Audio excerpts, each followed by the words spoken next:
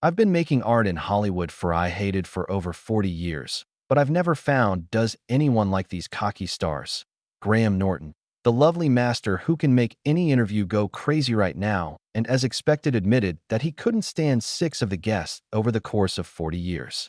A few stars brought liquor to the stage, climbing on his lap while drunk, as if Graham's red chair was just a step stool. Some even touched women, calling co-stars names and being rude. There are tender spots right in front of the picture. Who did really shake the throne? Graham's sense of comedy, which makes him so he felt bad and didn't want to host them. Let's look at the 6 darkest the people on Graham Norton's blacklist. Mickey Rourke, drug use, and rude comments about girls and women. You know I need a partner. That's why I got Kent Dice. After that, I got a better job working as a bartender for lesbians. What kind of friendship Rourke and Norton have really took off in 2008 when Mickey Rourke showed up on the Graham Norton show Topush for The Wrestler, sitting next to Mari Beth Beale and Martha Wright. Graham told in an interview with the in 2025 Independent of the fact that he saw Rourke step getting out of a car with a bottle of Jack Daniels. You're almost done. I was right. After that, it was going to be a nightmare, Graham told him. Because Rourke wasn't just he slept on the red couch while he was drunk. Personal stage, smoking all the time against the rules, stopping every talk, and especially writing comments that were too familiar to Jessica Biel, which made her smile badly while Graham had to step in many times. He was shocked to see this. Jessica. Teacher in a classroom that is a mess. To say sorry to Biel several times on air to calm things down. The 45-minute the interview took Graham 100 years. Rourke laughed really hard at his own jokes, talked a lot about fighting in Hollywood, then went quiet, leaving a poisonous pause. Graham always stressed how it was tiring, making him work hard extra work to stay in charge over the atmosphere. What Rourke's always smoking Graham was also tired because of his habit. It was almost like he had to watch over what the guest did. Whenever Graham Rourke would look away for a second, light up one more cigarette, making it feel it looked like Graham was teaching a kid instead getting to talk to an adult character, not only made things tense around them, but also made Graham talk about the momentous boring because he couldn't decide how fast and how exciting the show is. Since Rourke's answers were not clear, Norton had to ask more than one follow-up question just to form words that make sense. Lengthening, there were awkward pauses in the talk. Rourke's body language made it clear lack of interest, leaning back in the chair, not making eye contact, which the climate was cold.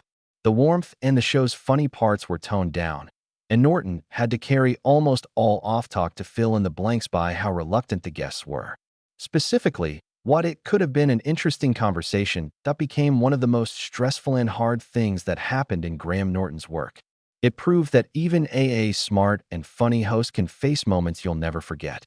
Not because of it was fun, but because of being nervous and not the link between the star and the Norton tried all the time to fill the next second to fill in the blanks with words and smiles.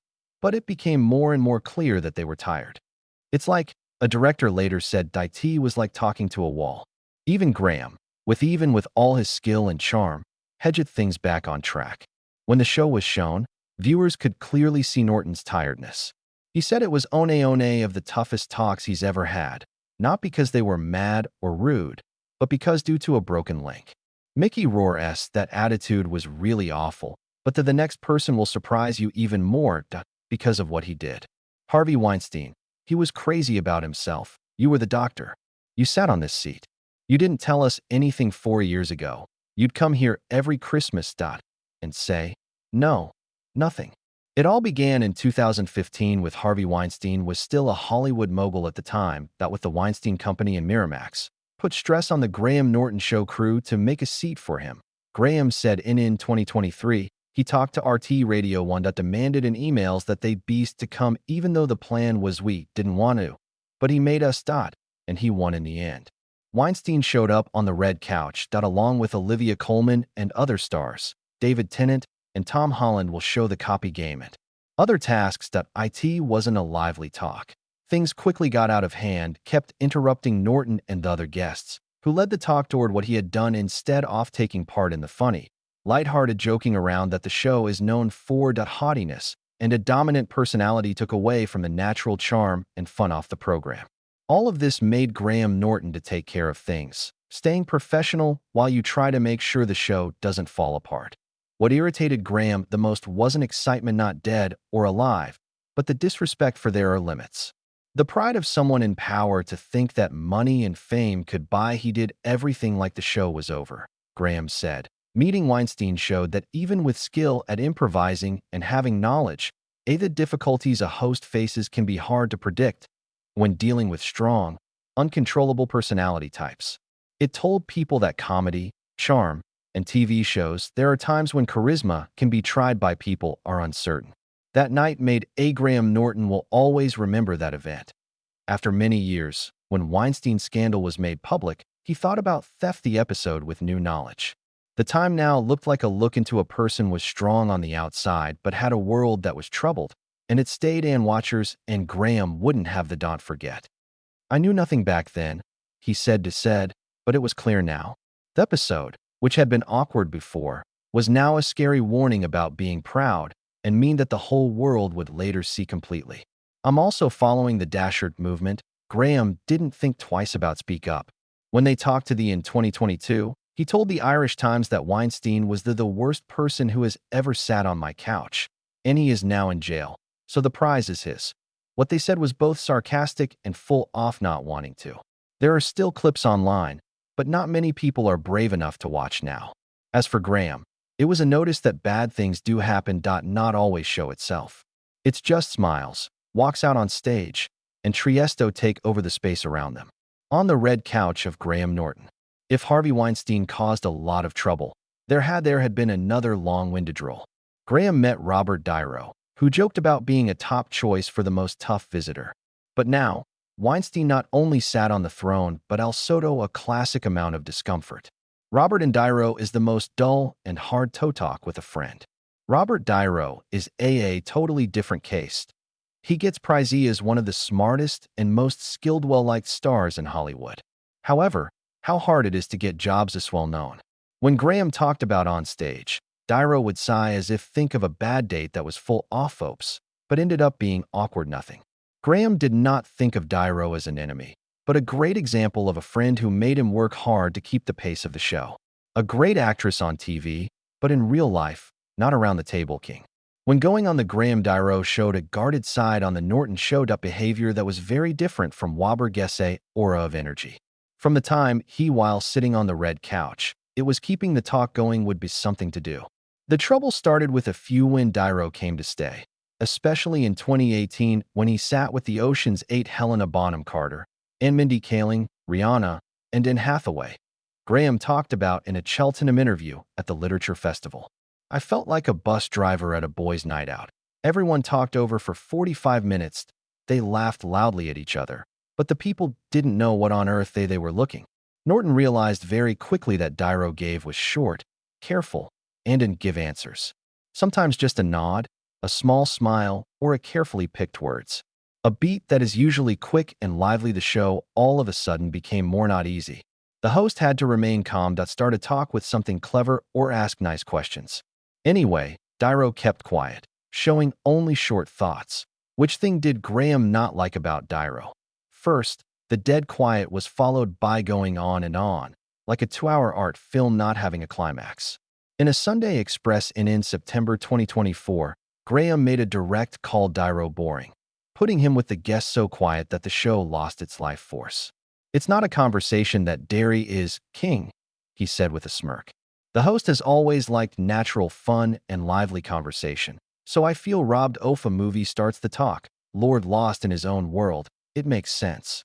Dyro wasn't cocky or rude, just not having enough energy, which Graham was unhappy, especially when he compared to artists like Bruce Springsteen or Julie Roberts, who changed the couch into a crazy party. The difference between Dyro's cool and careful behavior and the show's usual lively style was so Norton made a joke that said, "It's hard, Robert." This shows that even a seasoned host has trouble changing people who have booked. It makes the point that in show business, personality, the host, and the guest are different in make situations that are both awkward and interesting. Even though the power in the room was locked up, and the interview gave people an important look at the calm and thoughtful personality of Dyro. Small things, like a soft nod or a subtle smile, made an impact that will last. The show was an important part of the history of the show. It's not always easy to get to people and make the deepest of experiences. It didn't end there. Though the fans thought Robert De Niro was dull, Norton hated the next guest with a bad taste. Mark Wahlberg was drunk and passed out of times of control. And this is what? Can you picture it? You just sit there? This is what the nice woman said. The 2013 show claimed it would be a night. Michael Fender, who is smart and professional. Dear Sarah Silverman, smart and ready to spark. Mark as well Wahlberg, a famous actor known for being brave and happy. But the time when Wahlberg walked on stage changed. He looked sure of himself. His speech got a little stronger, mixed up, and the jokes that started out as still much. At first, the crowd I laughed because I thought he was just excited, but the lively mood turned quickly becoming antsy and uncomfortable. Jokes that got off track were awkward. The room was feeling tense. After that, the most memorable thing happened. Not with as a warning. Wahlberg stood up a little unstable, climbed on top of Graham Norton, put one arm around the host's waist shoulder, and laughed like they were old friends with close friends. Laughing with nerves played back in the studio while Graham stayed calm, smiled, and tried gently to get things back in order, but his eyes showed stress. Later, Norton said he was going crazy. Really, I mean going crazy. People at home couldn't believe it with their eyes. Some saw it as a random funny accident, while others felt embarrassed by what they saw. This moment made it clear that even the cutest stars can pull off shocks that Graham Norton, even though experience, but can't guess. Wahlberg, he later said he had a few drinks before the show and was just having fun. He talks too much to himself. But that night, there was make a unique mark on the show's history. It helped me remember that it's not always fun to watch live TV. It sometimes goes over lines, getting uncomfortable and tense. 3 years later, in 2017, Wahlberg went back to boost Transformers. Last night, having a seat next to Anthony and Tom Holland Theodore. He wasn't drunk this time, but still couldn't help but teach Thea a clever lesson for young Spider-Man, but a little bit sharp comment. You've never been to jail, right? Everybody got it to make a point about Wahlberg's criminal back in 1988. A dark mark he often pointed out to look cool. Bruce Graham stopped for a moment at the awkward remark, then quickly got it back and Guy Doss they talked with a half smile, making a clever joke out of the situation. People in the room laughed. Wahlberg turned red. It's embarrassing, but funny. Graham didn't not hate him, but definitely didn't like this approach to show off, especially since it made the mood a little forced. With just a few words, the moment changed, which is both funny and smart, and shows how good the host is at leading the talk. What do you think about Mark Wahlberg's silly antics? Say what you think. But Hat's not even close to the pain of the next guest, Kevin Costner. Way too shy and serious. The next case is Kevin Costner, and it didn't burst like we thought it would. Graham thought back to that from the beginning at one point. Costner seemed uninterested as if he'd rather be on a horse on the Yellowstone plains than taking part in a lively conversation. He gave a short answer, looked cold, while other guests, especially Jarrett, who has a personality that used sarcasm to try to pull him into talking together. His serious, quiet attitude was very different from the show's lively energy, constant jokes, and silly chatter that made Norton style. Not only was Costner not rude or impolite, but his almost ice-cold calm made the environment not right. Graham admitted that Hugh was angry that she had to carry the show, all by herself, since Costner's replies were short, careful, and didn't fully participate in talking together. During the whole interview, Costner replied to Norton's funny stories on the surface, missing the natural humor that people were expecting. Talks that ought to have been rhythmically funny got weird, leaving more stiff times than ones that are fun. Clearly, even though Costner was a charming actor on screen, that not quite fit the tone of the talk show. Norton said, some people don't get it. The point of this show is to be silly. This is not a news conference. It was so clear that the speed was different that every Norton joke stopped before Costner replied. When other people shared, he listened as if they were funny stories, taking in a video. People who saw the gaps, which were polite, but didn't get along, admitted that some people just don't fit in this style, and that's all okay, but it can slow down an episode and not as charming. The reserve of Costner, it was annoying, but the too important, it was annoying how the next person behaved a lot more Norton. Who was that last person, friend you hated? Let us find out who it was. 6. Hey, Daryl. The hard-to-please dull guest. Noel's one of the hardest guests. Daryl Hannah is the host to date. Not like other tough stars who could cause if you cause chaos or act cocky. Hannah's the task was very different. She simply refused to take part, turning the meeting into one of the most. Norton has had some hard times in his work. Her replies were short and to the point. Words and sentences broken up by long. There were awkward silences, which made the talk almost impossible to have with. Keep going. Norton said in later memories told her he often felt like Hannah had been forced to appear on the show against her will. In contrast to other special guests, who, even though careful, still helped. Hannah stayed to listen to the conversation. Completely far away, as if they were being held. There is no attraction at all. Her reluctance. Norton had a hard time handling the interview, and even his usual funny tricks and clever distractions showed nothing. A meeting that should have would have been lively and interesting turned tense. It was an awkward task for both the host and audience, angry and upset. Norton was very worried about Hannah's calm vibe. He talked about her as a very quiet friend, little to the lifeless that is what the show is known for. In the rare when she did answer, Graham tried every way to get people involved. Jokes, joking, understanding, even putting yourself down, but none of it worked. After a long time of quiet, Graham felt like he was making the talk go on too long. With a rope, and people in the crowd could feel the stress. Heavy gaps showed up while Hannah was giving her short answers, the chat with a guest like no other experience. Graham agreed that this was one of the most tough. Having fun on the red sofa. Not because they were mad or upset, but because there is no link. Sarah wasn't either, not rude or hostile. She just did not want to take part and did not feel being at ease with the funny, Graham's fun and friendly atmosphere show. Graham felt helpless after this, even though he kept a business smile and tried to run the show. After 18 years on the famous red couch, Graham Norton has dealt with a wide range of guests from bright stars to manageable stories. With wit and charm fine match, he not only led talks, but he made his own name for himself. Let's go back in time and look at the real person behind Graham and the things that made him an icon of British TV stations. Graham William. He was born on April 4, 1963, a quiet part of Dublin called Clondalkin, Ireland. He grew up in the city of. He went to Bandon County, Cork, with his dad, Billy Walker, a Guinness salesman in charge, and his mother, Rhoda, an excellent teacher. From a very young age, Graham was smart, funny, and had a natural interest in learning, traits that would he later put his name on British watching TV. He went to Bandon Grammar School, where his ability to tell stories and skills started to do well. Even though she is sometimes shy, Graham loved making other people happy, laugh, and felt good about playing in front of people. After getting done school, he kept learning English and French at the University of Cork, but his heart leaning toward the stage instead more than books. His love for performing left him before he could finish his level, making the brave move to London to follow his dreams. It was a life in London, not at all easy. Graham took a number of strange jobs to pay for their living costs while having trouble with money during that to meet the Central School of Speech and Language play.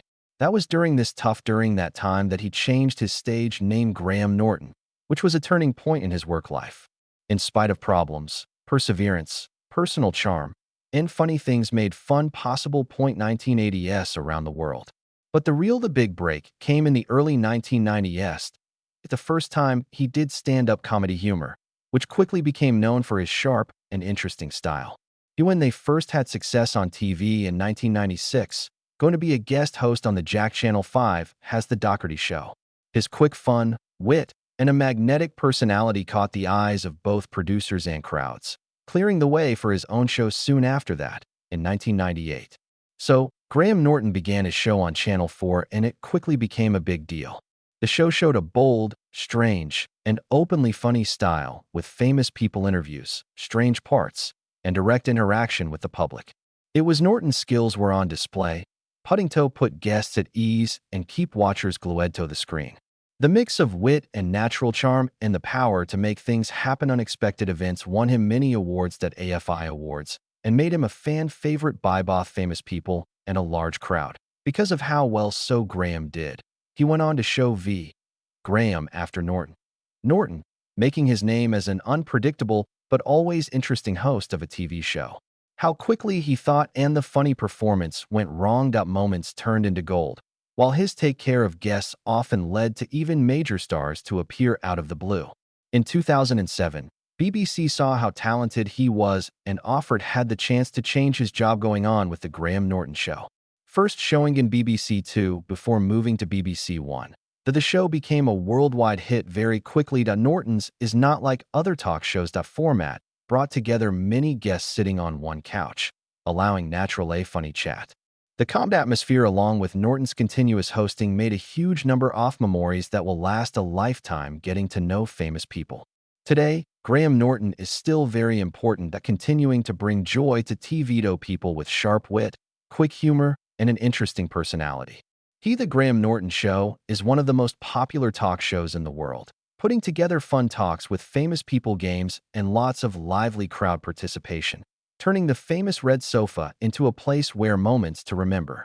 People like the show for the unique mix of boldness, warmth, and enthusiasm, which makes top actors, singers, and comedians from all over the world.